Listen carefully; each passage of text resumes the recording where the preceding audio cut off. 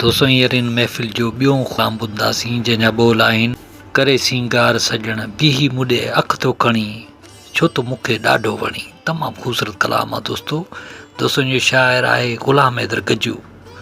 तमामु ख़ूबसूरत शाइरी आहे दोस्तों, पंहिंजे वक़्त में जग मशहूरु थी ऐं अॼु ताईं बि माण्हू शौक़ सां ॿुधनि पिया दोस्तों। उस्ताद जलाल चांडी जी यादगार नायाब प्राइवेट महफ़िल वॉल्यूम नंबर 220 तव्हां ॿुधी रहिया आहियो वॾेरे नूर मोहम्मद वसाण जे ताउन सां। दोस्तों इन कलाम जे लाइ असांखे फरमाइश कई आहे वॾेरे नूर मोहम्मद वसाण ॻोठ रावताणी ज़िले सांगड़ तालुके सिंजोरे मां, वॾेरे दिलावर वसाण ॻोठ सादिक वसाण जाम नवाज़ अली ज़िले सांगड़ खां, अब्दुल वहीद हाजाणो टंडे आदम खां, दीदार रिंद ऐं हाफ़िज़ मोहब्बत अली बुलेदी ओस्ता मोहम्मद बलूचिस्तान खां, मेहरदीन कोटवाल राजस्थान इंडिया खां, असांजो पीरी प्यारो दोस्त हाजी मिर्ज़ा ख़ुश्क सऊदी अरब खां, असांजो प्यारो दोस्त शाइर शमन अली मलिक ओसपुर कंदकोट खां, तालके नारे खां डॉक्टर मंज़ूर कीरियो साहब, मोहम्मद रहीम लुंड गोलाची खां ऐं राणीपुर खां असांजो प्यारो दोस्त शाइर वकार अली भेलाड़ साहब। दोस्तों वीडियो खे लाइक कयो, कमेंट्स कयो, दोस्तनि खे शेयर कयो ऐं ॾिसंदा रहो पंहिंजो चैनल कामरान जानी सिंधी यूट्यूब ते ऐं पेज फेसबुक ते। सजन वगे सुनो अला बियो सासो करे सिंगार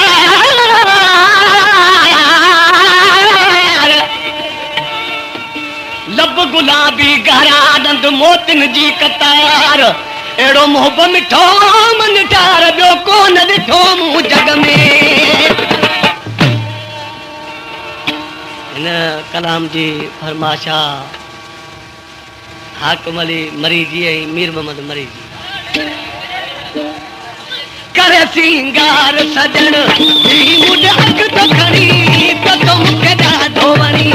करे सिंगार सजण मुंहिंजे अखि तो खणी त मूंखे ॾाढो वणी।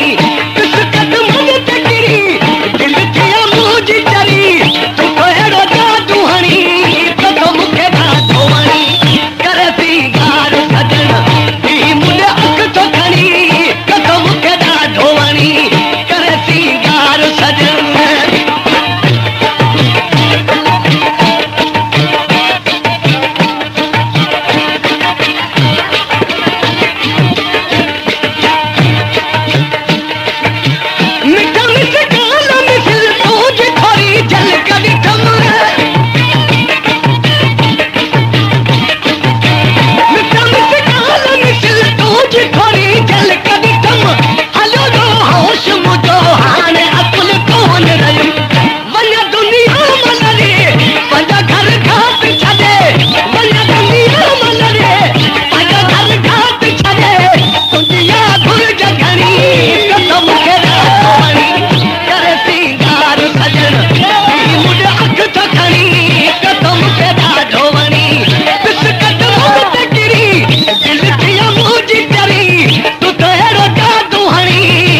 मुखे ॾाढो वणी।